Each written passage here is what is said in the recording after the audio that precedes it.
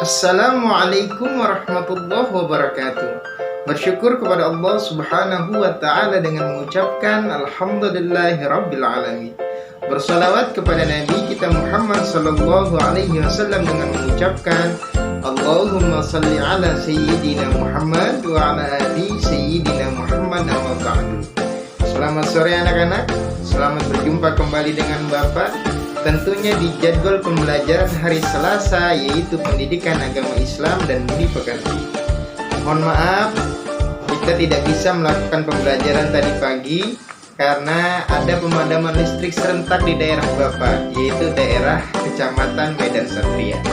Hari ini atau sore ini kita akan lanjutkan pembelajaran pendidikan agama Islam kita dengan tema hijrahnya Nabi Muhammad SAW ke Madinah. Seperti biasa, Bapak ingatkan kepada kalian selalu catat materi yang Bapak berikan. Agar apa? Agar kalian bisa mengulang pelajaran yang Bapak berikan. Terima kasih, silakan tonton videonya.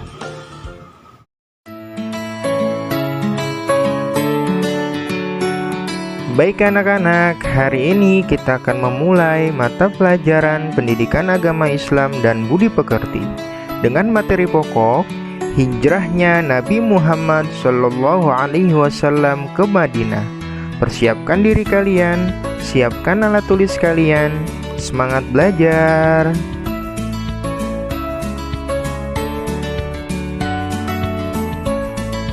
Definisi hijrah. Rasulullah Shallallahu Alaihi Wasallam sangat sedih ketika menyaksikan kehidupan umat Islam di Mekah yang penuh dengan ancaman dan teror dari orang-orang kafir. Semakin hari, teror dan ancaman itu semakin bertubi-tubi. Rasulullah Shallallahu Alaihi Wasallam berpikir bahwa harus ada jalan untuk semuanya. Bersamaan dengan itu, Allah Subhanahu wa Ta'ala memerintahkan Nabi Muhammad Sallallahu Alaihi Wasallam dan kaum muslimin untuk berhijrah ke Madinah.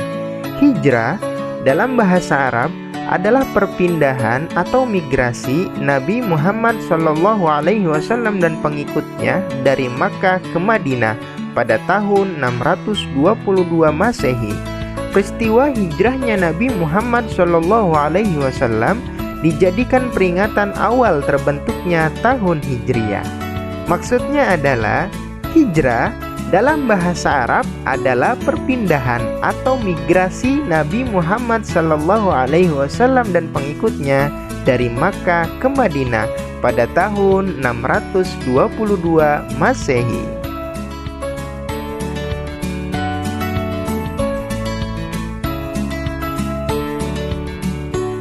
Sebab-sebab Rasulullah Shallallahu Alaihi Wasallam hijrah. Setelah Nabi Muhammad Shallallahu Alaihi Wasallam berdakwah secara terang-terangan, hantaman dan siksaan dari kafir Quraisy mulai meningkat. Berbagai cara dilakukan kafir Quraisy agar Nabi Muhammad Shallallahu Alaihi Wasallam tidak meneruskan dakwahnya. Pada saat Nabi Muhammad Shallallahu Alaihi Wasallam membutuhkan dorongan dan motivasi dari orang-orang terdekatnya, justru istri tercintanya Siti Khadijah dan pamannya Abu Thalib berpulang ke rahmatullah, dan kemudian tahun tersebut dikenal sebagai Amul Huzni atau tahun kesedihan.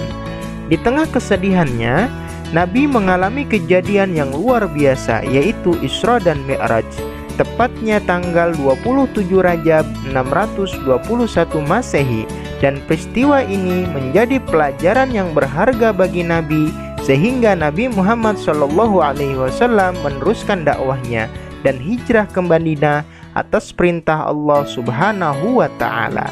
Maksudnya adalah di antara sebab-sebab Rasulullah Shallallahu Alaihi Wasallam berhijrah, yaitu pertama, adanya hantaman dan siksaan dari kafir Quraisy. Yang kedua, orang-orang terdekat Nabi Muhammad Shallallahu Alaihi Wasallam berpulang ke rahmatullah, yaitu Siti Khadijah dan Abu Thalib. Kemudian Nabi mengalami kejadian yang sangat luar biasa, yaitu Isra dan Mi'raj, yang membuat Nabi Muhammad SAW meneruskan dakwahnya dan berhijrah ke Madinah atas perintah Allah Subhanahu wa Ta'ala.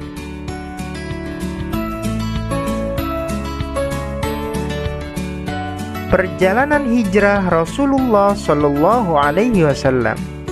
Perjalanan hijrah Nabi Muhammad Shallallahu Alaihi Wasallam dimulai menjelang larut malam. Nabi menuju ke rumah Abu Bakar dan mengajaknya hijrah. Kemudian Nabi dan Abu Bakar keluar melalui jendela pintu belakang dan terus berjalan ke arah selatan menuju Gua Thur. Dalam perjalanannya, Nabi sempat bersembunyi di Gua Thur selama 3 hari 3 malam. Tidak ada seorang pun yang mengetahuinya selain Abdullah bin Abu Bakar dan kedua putrinya Aisyah dan Asma, serta pembantu mereka Amir bin Fuhaira. Tugas Abdullah adalah mencari informasi tentang rencana kafir Quraisy.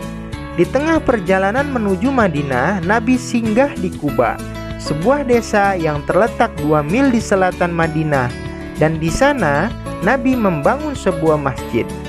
Masjid Quba ini menjadi masjid pertama dalam sejarah Islam. Setelah 4 hari berlalu, Nabi kembali melanjutkan perjalanannya ke Madinah.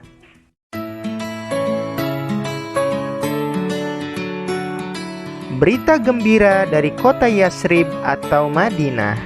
Awalnya, pada tahun 620 Masehi, Nabi Muhammad SAW bertemu dengan 6 orang Yasrib dari kabilah Khazraj yang berziarah ke Makkah. Dalam pertemuannya tersebut, Nabi mengajak mereka untuk memeluk agama Islam, dan mereka pun menyambut baik ajakan Nabi dan menyatakan masuk Islam, serta mereka pula yang memberitahukan Islam kepada masyarakat Yasrib lainnya. Pada tahun 621 Masehi, seorang Muslim Yasrib dan 6 orang sebagai utusan kabilah Khazraj dan Aus mendatangi Nabi. Ke-6 orang tersebut masuk Islam dan melakukan perjanjian di tempat yang bernama Aqobah. Isi perjanjiannya adalah, kami tidak akan mempersekutukan Allah Subhanahu wa Ta'ala, tidak akan mencuri, tidak akan berzina dan membunuh anak-anak, serta tidak akan saling memfitnah dan mendurhakai Nabi. Pada tahun 622 Masehi, orang-orang Yasrib mulai berdatangan memeluk agama Islam dan melakukan perjanjian Aqobah kedua yang diikuti oleh 75 orang Yasrib.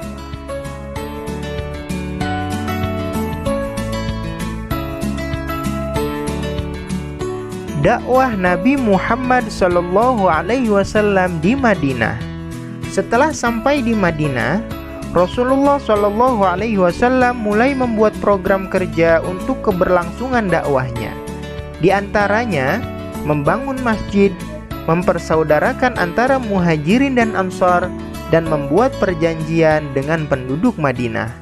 Langkah pertama, pembangunan masjid segera dimulai dan seluruh umat Islam ikut ambil bagian sehingga berdiri sebuah masjid berdinding bata, berkayu batang kurma, dan beratap daun kurma.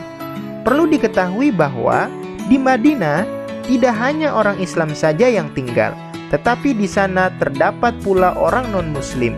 Agar terjadi hubungan yang harmonis, toleransi, dan menjaga lingkungan di Madinah, maka harus ada kesepakatan bersama.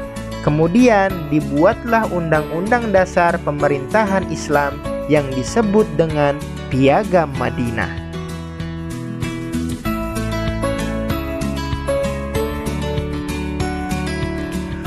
Muhajirin dan Ansor.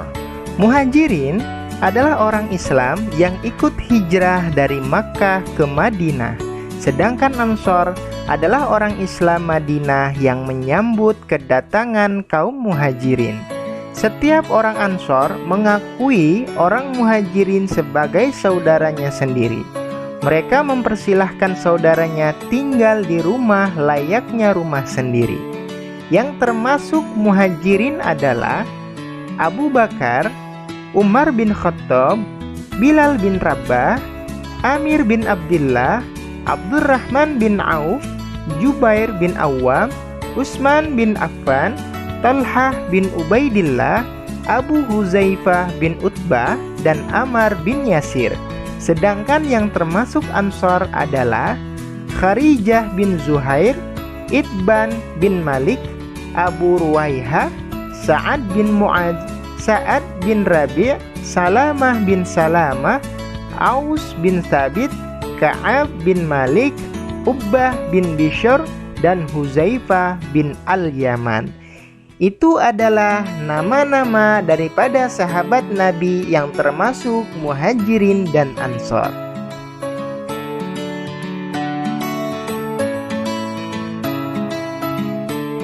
Tugas harian. Setelah kalian memahami pelajaran yang Bapak berikan, maka Bapak akan berikan tugas harian. Tugasnya adalah hafalkan nama-nama sahabat Muhajirin dan Ansor yang ikut berjuang bersama Nabi di Madinah. Bapak ulangi, tugasnya adalah hafalkan nama-nama sahabat Muhajirin dan Ansor yang ikut berjuang bersama Nabi di Madinah. Boleh hafalkan 10 sahabat Muhajirin saja atau 10 sahabat Ansor saja. Setelah selesai, videokan hafalan kalian, kemudian kirimkan ke Bapak melalui WhatsApp. Jangan lupa sebutkan nama dan kelas. Selamat mengerjakan. Wassalamualaikum warahmatullahi wabarakatuh.